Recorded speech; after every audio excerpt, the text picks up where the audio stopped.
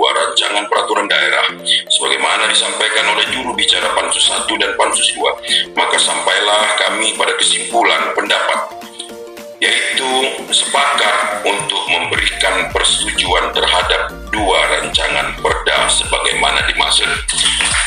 Jadi syaratnya ini tidak usah khawatir lagi, ini gubernur sudah menyetujuinya juga atas inisiatif DPRD. Namun demikian, dalam pelaksanaannya kita tetap harus memedomani peraturan perundang-undangan yang berlaku di negara kita. Semoga Tuhan Yang Maha Esa senantiasa melimpahkan taufik dan hidayahnya serta selalu memberikan petunjuk dan bimbingannya kepada kita semua dalam melaksanakan tugas dan pengabdian yang terbaik kepada masyarakat, bangsa, dan negara yang kita cintai.